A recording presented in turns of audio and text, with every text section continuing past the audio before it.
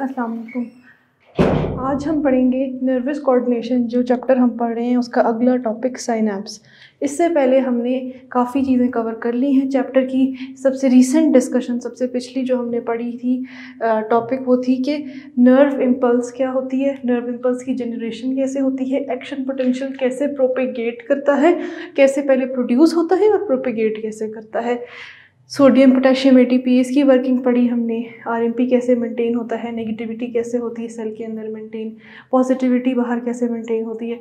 ये सारी चीज़ें हमने पढ़ ली हैं पिछले डिस्कशंस में, पिछले टॉपिक्स में। अब जो है हमने उससे आगे की चीज़ पढ़नी है, वो है साइनैप्स।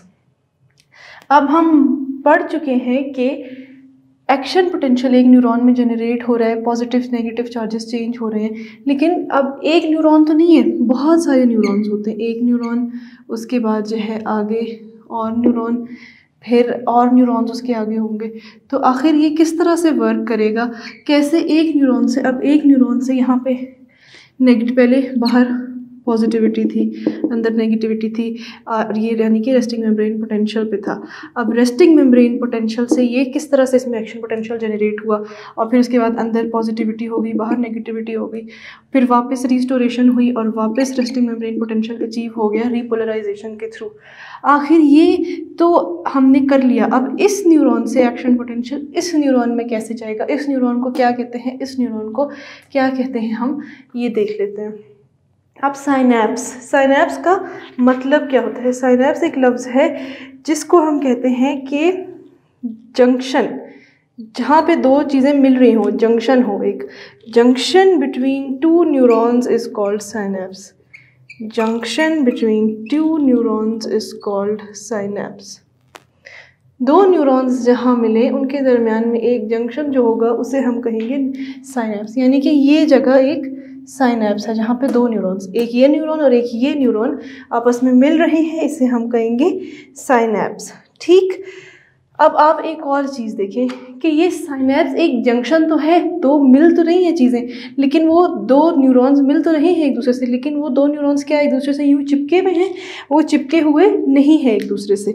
अब चूँकि वो एक दूसरे से चिपके हुए नहीं है, तो इसका क्या मतलब है कि उनके दरमियान में कांटेक्ट नहीं है, डायरेक्ट कांटेक्ट, आपस में डायरेक्ट ताल्लुक नहीं है कि इसकी मेम्ब्रेन इस न्यूरॉन की मेम्ब्रेन इस न्यूरॉन की मेम्ब्रेन के साथ चिपकी हुई हो और एक्शन पोटेंशियल इसके साथ इसमें से आयंस फ्लो कर जाए। इनके बीच में एक गैप है, इनके बीच में एक फासला है। तो जंक्शन तो है, लेकिन ये एक फिजियोलॉजिकल जंक्शन है, फिजियोलॉजिकल जंक्शन है, यानी कि स्ट्रक्चरल जंक्शन नहीं है। एक चीज़ होती है एनाटॉमिकल, एनाटॉमी का लफ्ज़ जहाँ है उसका मतलब होता है स्ट्रक्चर से रिलेटेड कोई बात है। स्ट्रक्चरल जंक्शन नहीं है, क्योंकि सेल्स के दरमियान, जैसे हार्ट के सेल्स के, मसल्स के हमने पढ़ा था, हार्ट मसल्स के जो सेल्स होते हैं उनके दरमियान में जंक्शंस होते हैं, टाइट जंक्शंस होते हैं, गैप जंक्शंस होते हैं। तो वहाँ पे क्या होता है कि वो जुड़े होते हैं एक दूसरे से, यहाँ पे ये जुड़े हुए नहीं हैं। तो ये एनाटॉमिकल जंक्शन नहीं है, साइनैप्स एक एनाटॉमिकल जंक्शन नहीं है। ये क्या है, ये एक फिजियोलॉजिकल जंक्शन है। फिजियोलॉजिकल जंक्शन है, एनाटॉमिकल जंक्शन नहीं है, इनके दरमियान में कोई डायरेक्ट कांटेक्ट नहीं है, एक गैप है। अब जो ये साइनैप्स है, ये पूरी चीज़ एक साइनैप्स है। साइनैप्स के अंदर एक गैप है, उस गैप को हम क्या कहते हैं, साइनैप्टिक क्लेफ्ट। जब हम सपोर्ट एंड मूवमेंट का चैप्टर पढ़ रहे थे तो वहाँ पे भी क्लेफ्ट का लफ्ज़ इस्तेमाल आया था, और मैंने आपसे कहा था क्लेफ्ट कहते हैं किसी सुराख को, किसी दरार को, किसी शगाफ को, कोई कटाव हो दो चीज़ों के दरमियान, कोई ताल्लुक टूटा हो, जैसे जंक्शन के बीच में ये सुराख है, तो इस जगह को हम क्या कहेंगे, साइनैप्टिक क्लेफ्ट। तो ये है एक साइनैप्टिक क्लेफ्ट। अब ये जगह जिस साइनैप्टिक क्लेफ्ट है, ये पूरा चीज़ साइनैप्स है, और ये दरार तो क्लेफ्ट है, लेकिन ये जो इलाका है, जो ये इतनी जगह है सारी, इस जगह को हम क्या कहेंगे, साइनैप्टिक स्पेस, साइनैप्टिक स्पेस। ठीक। अच्छा, अब ये एक साइनैप्स है, ये जगह है, एक जंक्शन है, एक जॉइनिंग पॉइंट है जहाँ ये न्यूरॉन और ये न्यूरॉन मिल रहे हैं। अब हम इन न्यूरॉन्स के नाम भी देखते हैं क्या होते हैं, लेकिन उससे पहले हम ये देखेंगे कि synapse, synaptic cleft, synaptic space. अब जो न्यूरॉन पहले की तरफ होता है, जिसमें जो है नर्व इम्पल्स जनरेट होके आ रहा होता है और उसने इस न्यूरॉन में जाना होता है, तो इस न्यूरॉन को हम कहेंगे pre synaptic neuron. Pre synaptic neuron, pre का मतलब पहले, तो पहले किस चीज़ से, ये साइनैप्स है, तो साइनैप्स से पहले वाला न्यूरॉन क्या कहलाएगा, प्री साइनेप्टिक न्यूरॉन। और क्योंकि इसके अंदर से नर्व इम्पल्स आ रहा है तो इसे हम दूसरा नाम क्या दे देंगे, transmitting neuron. Pre synaptic neuron या ट्रांसमिटिंग न्यूरॉन।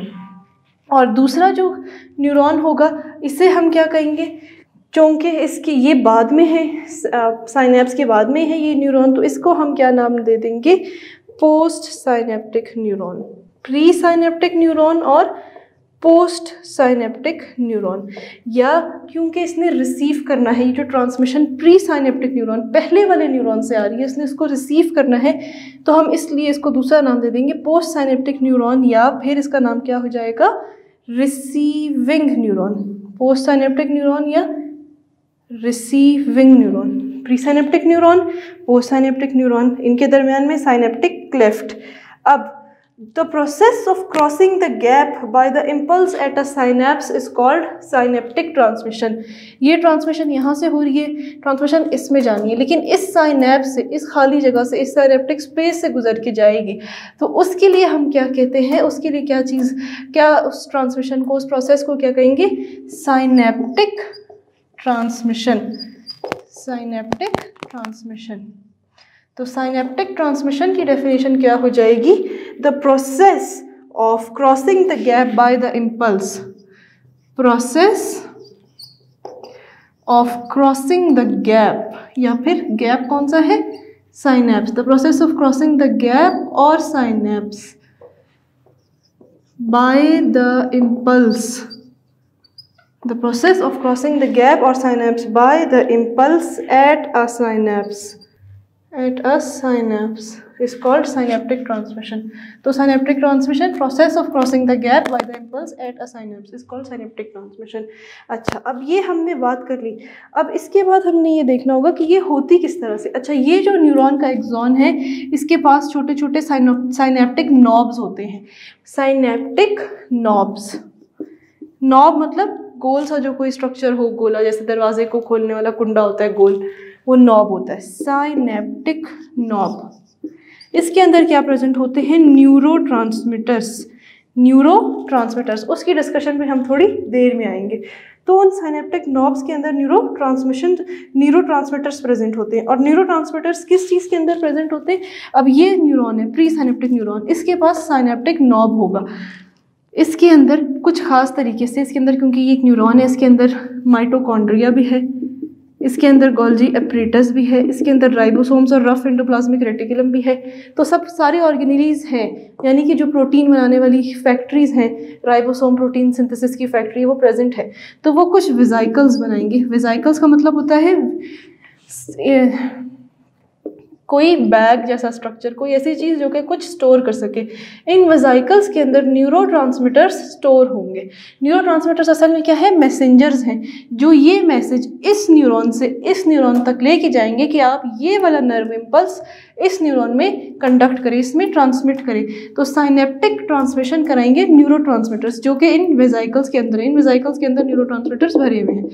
अब इन वेसिकल्स को निकल के इस स्पेस में जाना है और इस स्पेस से यहाँ पे जाना है। तो वो हम थोड़ी सी देर में देखेंगे कि किस तरह होगा। उससे पहले अब आप ये देखें कि ये जो वेसिकल्स हैं, इनको हम क्या नाम दे देंगे, साइनेप्टिक वेसिकल्स। और ये साइनेप्टिक यहाँ पे नॉब्स होंगे। साइनेप्टिक नॉब का दूसरा नाम क्या होता है, साइनेप्टिक बोटन या बोटॉन। सिंपल प्रोनाउंसिएशन से आप बोलें, हम कोई अंग्रेज़ तो नहीं है कि हम उनकी तरह बोलने का बहुत शौक़ रखें। अगर आप चाहते हैं कि आप बहुत अच्छा बोलें तो हर चीज़ का प्रोनाउंसिएशन इंटरनेट पे डिक्शनरी में होता है।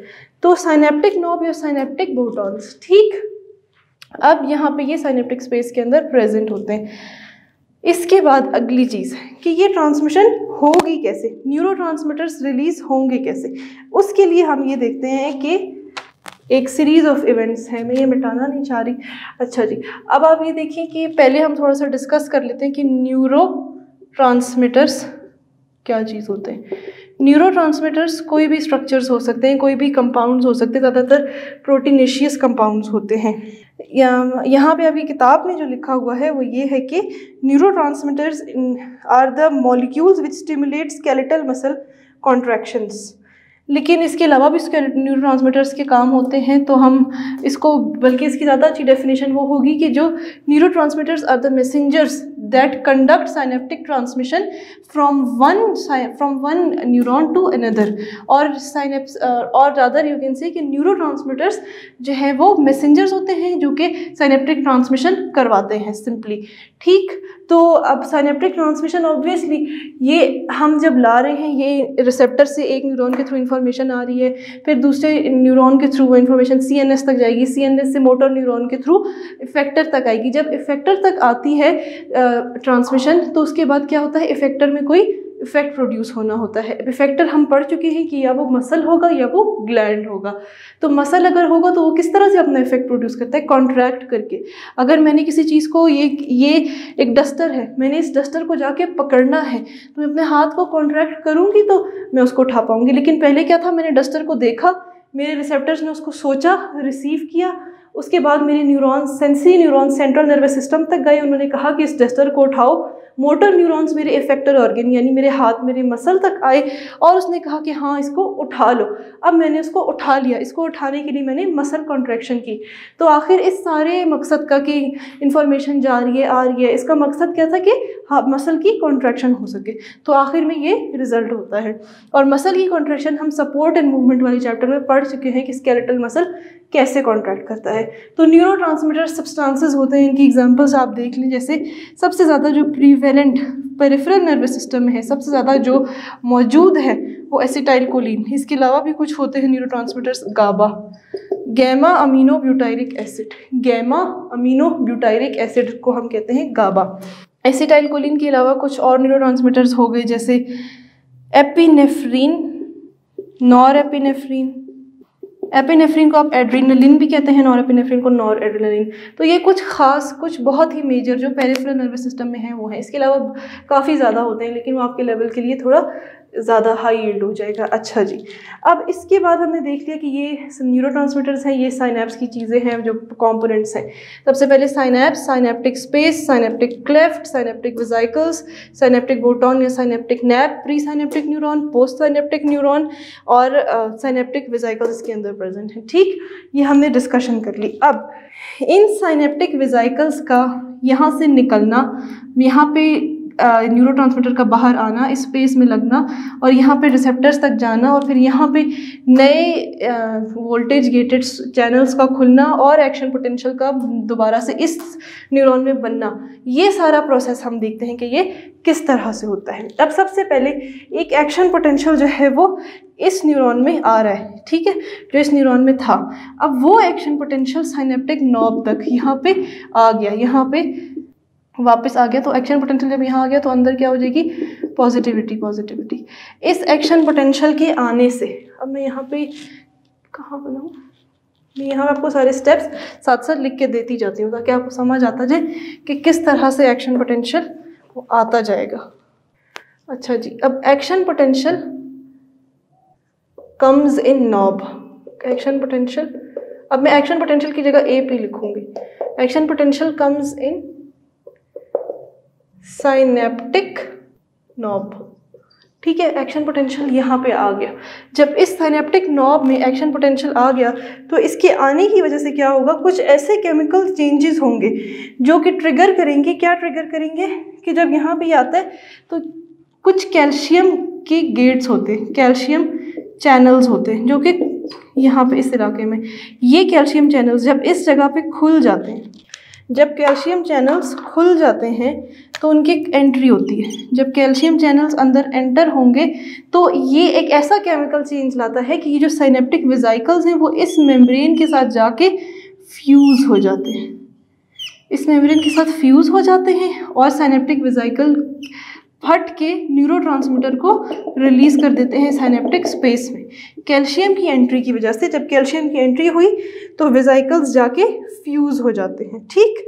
अब जब वेसिकल्स जाके फ्यूज़ हो जाएंगे तो क्या होगा, वो फट जाएंगे, उनकी ओपनिंग हो जाएगी। जब वो बर्स्ट हो जाएंगे तो वो यहाँ साइनेप्टिक स्पेस के अंदर, अब वेसिकल के अंदर क्या चीज़ थी, साइनेप्टिक वेसिकल के अंदर था न्यूरोट्रांसमीटर। अब वो न्यूरोट्रांसमीटर इस स्पेस के अंदर फैल जाएगा। जब वो स्पेस के अंदर फैल जाएगा तो अब अगला स्टेप, अब ये आ गया है पोस्ट साइनेप्टिक न्यूरॉन के कांटेक्ट में। यहाँ पे होते हैं कुछ खास किस्म के रिसेप्टर्स, कुछ रिसेप्टर्स जिन पे जाके ये चिपक जाएगा। ये न्यूरोट्रांसमीटर जो भी था, फॉर एग्जांपल अगर ये एसिटाइल कोलिन था तो ये एसिटाइल कोलिन जाके इनके साथ चिपक जाएगा, बाइंड कर जाएगा। जब ये एसिटाइल कोलिन की बाइंडिंग हो जाएगी इन रिसेप्टर्स के साथ, अब ये क्या स्टेप था, सबसे पहले एक्शन पोटेंशियल आया नॉब में, फ्यूजन ऑफ वेसिकल्स हुई, फ्यूजन ऑफ वेसिकल्स के बाद न्यूरोट्रांसमीटर इन साइनेप्टिक स्पेस आ गया, और न्यूरोट्रांसमीटर साइनेप्टिक स्पेस में आने के बाद इसका रिलीज हो गया, और उसके बाद वो वापस, अच्छा अब ये न्यूरोट्रांसमीटर्स जो है वापस, कुछ तो यहाँ पे एंजाइम्स होंगे जो इस न्यूरोट्रांसमीटर्स को डिस्ट्रॉय कर देंगे, और कुछ जो है ये वापस अंदर री एंट्री हो जाएगी और नए वेसिकल्स बन के उसमें स्टोर हो जाएगा अगले नर्व इम्पल्स के लिए कि वो आए और फिर ये दोबारा से निकले। अच्छा, तो ये न्यूरोट्रांसमीटर सिनेप्टिक वेसिकल में आ जाएगा, और उसके बाद वो हम एक साइड प्रोसेस हो रहा है कि कुछ वापस अंदर चला जाएगा, कुछ वापस री एंटर हो जाएगा स्पेस के अंदर। जब वो री एंटर हो जाएगा, ये इससे फिलहाल इतना कंसर्न नहीं है हमारा, न्यूरोट्रांसमीटर सिनेप्टिक स्पेस में आया और जाके जो है उसकी बाइंडिंग हो गई with post synaptic neuron, binding with receptors on post synaptic neuron. ठीक, फिर वो पोस्ट साइनेप्टिक न्यूरॉन्स के पास जाके बाइंड हो जाएगा। जब वो बाइंड हो जाएगा तो इसके बाद बाइंडिंग ऑफ न्यूरोट्रांसमीटर से इसके अंदर chemical sensitive ion channels open हो जाएंगे। जब इसके अंदर chemical sensitive ion channels open होंगे तो वो इसमें एक नया एक्शन पोटेंशियल जनरेट करेंगे। अब इसके अंदर क्या था, एक्शन पोटेंशियल हमें पता है -70 मिलीवोल्ट्स, क्योंकि ये आरएमपी पे था। लेकिन अब इसके अंदर कुछ आयंस चैनल्स खुले कि न्यूरोट्रांसमीटर की बाइंडिंग की वजह से कुछ ऐसे चैनल्स खुले कि अंदर पॉजिटिविटी आना शुरू हो जाएगी। थोड़ी सी पॉजिटिविटी आई, -70 से थ्रेश होल्ड क्या था, -50 मिलीवोल्ट्स। जैसे ही -50 रीच हुआ तो एकदम से क्या खुलता था, सोडियम गेट्स, और फिर बहुत ज़्यादा सोडियम अंदर आना शुरू हो जाता था। सोडियम के खुलने की वजह से क्या होता है, अब यहाँ पे कोई और गेट्स खुले थे जो हो सकता है सोडियम के हों, उनके खुलने की वजह से थोड़ा सा सोडियम अंदर आया था। और वो क्यों खुले थे, क्योंकि रिसेप्टर बाइंड हुआ था। रिसेप्टर बाइंड होने की वजह से थोड़ा सा जब पॉजिटिविटी हुई, -50 हुई, जैसे ही थ्रेशोल्ड पोटेंशियल हुआ तो ढेर पॉजिटिव आइंस के चैनल, सोडियम आइंस के चैनल्स खोले, और सोडियम, क्योंकि सोडियम बाहर ज़्यादा होता है और अंदर कम, तो वो अंदर की तरफ आना शुरू हो गया। अब इसके आने से क्या हुआ कि एक्शन पोटेंशियल जनरेट हो गया, पॉजिटिविटी अंदर बढ़ गई। तो इससे क्या हुआ कि पहले वोल्टेज सेंसिटिव चैनल्स खुले। वोल्टेज सेंसिटिव चैनल्स क्यों खुले, क्योंकि न्यूरोट्रांसमीटर्स की बाइंडिंग हुई है। अब जब वो चैनल्स खुल गए बाइंडिंग की वजह से, अब उसके बाद अगला स्टेप क्या होगा कि एक्शन पोटेंशियल जनरेट हो गया, क्योंकि थ्रेशोल्ड रीच हो गया, एक्शन पोटेंशियल जनरेटेड। तो हमने इस न्यूरॉन से इस न्यूरॉन के अंदर एक्शन पोटेंशियल को ट्रांसफ़र कर दिया। अब बाहर नेगेटिविटी होगी और अंदर पॉजिटिविटी होगी। तो इस तरह से हमारी क्या हो गई, synaptic transmission, process of crossing the gap by the impulse. Impulse यहाँ था, ये गैप था, इस इम्पल्स ने इस गैप से इस न्यूरॉन के अंदर ट्रांसमिट हो गया, बढ़ गया, आगे चला गया। तो ये ट्रैवल, जो ये ट्रांसमिशन हुई है, इसको हम क्या कहेंगे, साइनेप्टिक ट्रांसमिशन। ठीक, अब साइनेप्टिक ट्रांसमिशन के ये हमने स्टेप्स पढ़ लिए, हमने न्यूरोट्रांसमीटर्स को डिस्कस कर लिया, हमने ये देखा कि साइनेप्स क्या चीज़ होती है। अब यहाँ पे हमारी साइनेप्स की डिस्कशन ख़त्म होती है, और थोड़ा सा अब हम देख लेते हैं कि अगर हम दवाइयाँ लें, ड्रग्स लें, तो वो किस तरह से जो है साइनेप्टिक ट्रांसमिशन को, हमारे नर्वस सिस्टम को किस तरह से वो इफ़ेक्ट करेंगी।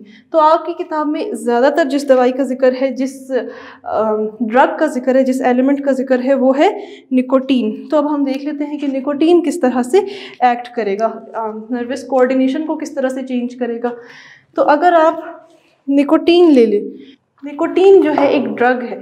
अब जैसे कि हमने पढ़ा एसिटाइल कोलिन एक न्यूरोट्रांसमीटर है, और एसिटाइल कोलिन न्यूरोट्रांसमीटर के बाइंड होने से क्या होगा कि मसल कॉन्ट्रैक्ट करेगा, ग्लैंड्स में कुछ काम होने शुरू होंगे, जहाँ पे जिस भी चीज़ के लिए वो न्यूरॉन था, जो भी सिग्नल लेके जा रहा था, वो वहाँ पे इफेक्टर तक पहुँचेगा, और इफेक्टर या तो ग्लैंड होगा या मसल, और उसने जो इफेक्ट प्रोड्यूस कराना होगा वो इफेक्ट वो प्रोड्यूस करा देगा। लेकिन अगर हम देखते हैं, अगर हम ड्रग्स लें तो क्या होता है, अगर हम ड्रग्स लें तो दो चीज़ें होती हैं। ड्रग्स नर्वस सिस्टम पे जो असर करने वाली, ड्रग मतलब मेडिसिन, कोई भी दवा, तो वो जब वो किस तरह से एक्ट करेगी नर्वस सिस्टम पे, या तो वो जाके लिम्बिक सिस्टम को, जो नर्वस सिस्टम पे एक्ट करने वाली दवाएं हैं, वो या तो जाके लिम्बिक सिस्टम को चेंज करेंगी। लिम्बिक सिस्टम जो है इमोशन से रिलेटेड ब्रेन का एक हिस्सा होता है, उसे लिम्बिक सिस्टम कहते हैं, कुछ पार्ट से बना होता है, एमिगडाला, हिप्पोकैम्पस वगैरह से। या तो वो लिम्बिक सिस्टम को जाके इफेक्ट करेगा, या फिर वो आइदर प्रोमोट और decrease action of a particular neurotransmitter, increase करेगा या डिक्रीज करेगा किसी एक खास किस्म के न्यूरोट्रांसमीटर को। जब एक खास न्यूरोट्रांसमीटर, जिस न्यूरोट्रांसमीटर ने एक काम कराना था, जैसे मसल कॉन्ट्रैक्शन करा रही थी, या टीयर प्रोडक्शन या स्वेट प्रोडक्शन करवानी थी, यानी कि पसीना बनाना था या आंसू बनाने थे, या जो भी काम कराना था, वो वाला एक खास न्यूरोट्रांसमीटर या ज़्यादा होगा तो जो अमल वो कराता था वो अमल भी ज़्यादा होगा। अगर वो न्यूरोट्रांसमीटर कम होगा तो जो अमल वो कराता था वो अमल, यानी जो काम वो कराता था वो काम भी कम हो जाएगा। ठीक, तो यहाँ पे हमने ये देख लिया। अब अगर हम एक एग्जांपल ले लें जो किताब में दी है, वो है निकोटीन। अगर निकोटीन आपकी बॉडी में आप ड्रग दें तो क्या होगा। अब निकोटीन जो है एक एल्कलॉइड है, यानी कि इसकी एल्कलाइन नेचर है, ये प्लांट्स से लिया जाता है। ये इसका एक्शन बिल्कुल किसकी तरह है, एसिटाइल कोलिन की तरह। एसिटाइल कोलिन एक न्यूरोट्रांसमीटर है। ख़ास तौर पे इसका ये एक्शन जो है सेंट्रल नर्वस सिस्टम में बहुत ज़्यादा है। और तो अगर निकोटीन को हम देखें सेंट्रल नर्वस सिस्टम में क्या कराता है, तो वो एसिटाइल कोलिन वाले एक्शन कराता है।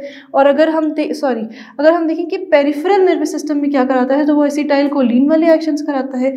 और अगर हम देखें कि निकोटीन सेंट्रल नर्वस सिस्टम में क्या कराता है, तो वो डोपामीन, एक और न्यूरोट्रांसमीटर है, ये वाले एक्शंस कराता है। अब सेंट्रल नर्वस सिस्टम में ये पेरिफेरल नर्वस सिस्टम में ये एसिटाइल कोलिन वाले काम कराता है।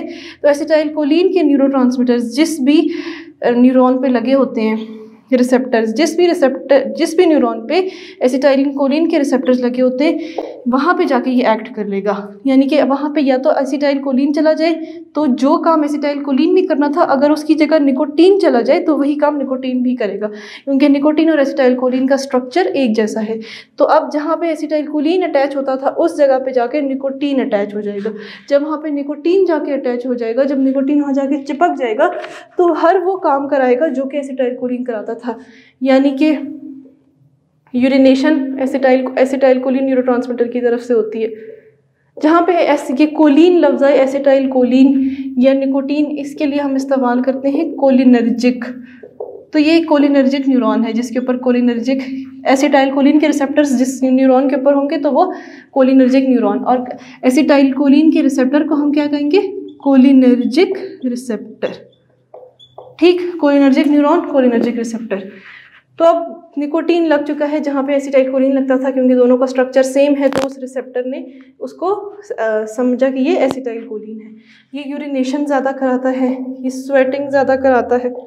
ठीक, स्केलेटल मसल की कॉन्ट्रैक्शन ज़्यादा कराता है, स्केलेटल मसल कॉन्ट्रैक्शन। और फिर इसके कुछ एडवर्स इफेक्ट्स, यानी कि बुरे हार्मफुल इफेक्ट्स हैं कि ये क्या कराता है, डायरिया करा देगा।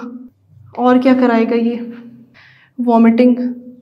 इसीलिए अगर जो है आप कहीं पे जाएं और आप इंसेक्टिसाइड्स, यानी कि जो कीड़े मारने की दवा होती है फार्म्स वगैरह में पौधों को, उनके अंदर भी निकोटीन कुछ पाया जाता है। कुछ ऐसी चीज़ें पाई जाती हैं जो एसिटाइल कोलिन के एक्शन को मिमिक करें, यानी कि उनकी कॉपी करें। तो इस तरह की अगर आप वो चीज़ ले लेते हैं तो आप वो जहरीली हो जाती है, क्योंकि ये अगर नॉर्मली आपको ये चीज़ नॉर्मली एक लिमिट के अंदर होती है। हर रोज़ आप 2 या 3 दफ़ा स्टूल पास करते हैं, आप हर रोज़ उल्टी नहीं करते हैं, आप नॉर्मल रहते हैं। लेकिन अगर यही काम करवाने वाली चीज़ ज़्यादा हो जाए तो आपको कितना डायरिया होगा, कितनी ज़्यादा वॉमिटिंग होगी, आपको उल्टी शुरू हो जाएगी। नॉर्मली आपको थोड़ी बहुत स्वेटिंग, थोड़ा बहुत पसीना आता है, लेकिन जब उसको पसीना कराने वाली चीज़ ही ज़्यादा हो जाएगी तो आपको बहुत बहुत बहुत बहुत पसीना आएगा। जब बहुत ज़्यादा स्वेटिंग होगी यानी कि वाटर लॉस होगा, डिहाइड्रेशन हो जाएगी, तो बॉडी किस चीज़ में चली जाएगी, कोलिनर्जिक क्राइसिस में। कोलिनर्जिक क्राइसिस यानी कि जो एसिटाइल कोलिन वाले काम थे वो ज़्यादा हो गए, क्योंकि एसिटाइल कोलिन की जैसा एक्शन करने वाली चीज़ ज़्यादा हो गई। अब एसिटाइल कोलिन से ज़्यादातर ये बीमारियां, ये मसले नहीं होते, क्योंकि एसिटाइल कोलिन को तोड़ने के लिए हमारे पास एक एंजाइम होता है, एसिटाइल कोलिन एस्टर एज। मैंने पहले भी बताया, जहाँ एज लफ्ज़ आए मतलब वो तोड़ेगा। अब एज है किस चीज़ का, एसिटाइल कोलिन एस्टरेज को, तो एसिटाइल कोलिन को तोड़ देता है। तो जब एसिटाइल कोलिन का मॉलिक्यूल टूट जाएगा तो वो रिसेप्टर पे लग नहीं सकेगा, बाइंड नहीं हो सकेगा और अपना काम नहीं कर सकेगा। लेकिन एसिटाइल कोलिन एस्टरेज निकोटीन को नहीं तोड़ सकता, इसलिए निकोटीन ये काम करता रहेगा और ये चीज़ें होती रहेंगी, इसलिए ये बहुत हार्मफुल भी हो सकता है। लेकिन अगर आप कम मिकदार में दें, डॉक्टर से पूछ के, इसीलिए डॉक्टर से पूछ के दवा लेनी चाहिए। अगर डॉक्टर दवा दे तो वो इतनी मिकदार में देगा और इतनी दफ़ा लेने को देगा कि अगर आपकी फॉर एग्जांपल अगर आपको यूरिनेशन हो नहीं रही है, पेशाब नहीं आ रहा, तो वो ये दवा देगा कि आपको यूरिनेशन हो, लेकिन वो इतनी मिकदार में देगा कि उसके साथ आपको बाकी ये मसाइल ना हो। तो इसीलिए हमेशा डॉक्टर से पूछ के दवा लेनी चाहिए। यहाँ पे हमारी ड्रग्स की डिस्कशन ख़त्म हुई। इसी तरह और भी ड्रग्स होंगे जो किसी और न्यूरोट्रांसमीटर के एक्शन को कॉपी करेंगे और फिर उनके एक्शंस को वो अगर ज़्यादा अमाउंट दे देंगे तो वो जो काम, वो फंक्शन जो उसने करना था वो ज़्यादा होना शुरू हो जाएगा। या कोई दवा होगी जो ऐसे, फॉर एग्जांपल कोई ऐसी दवा है जो एसिटाइल कोलिन को कम करे, तो एसिटाइल कोलिन वाले जो काम थे यानी कि यूरिन, स्वेटिंग, ये वाले काम कम हो जाएंगे। तो इस तरह से ड्रग्स एक्ट करती हैं नर्वस सिस्टम के ऊपर। यहाँ पे हमारा टॉपिक ख़त्म हुआ। इसके बाद हमारा सिर्फ एक टॉपिक रह जाएगा और हमारा चैप्टर कंप्लीट हो जाएगा। अल्लाह हाफ़िज़।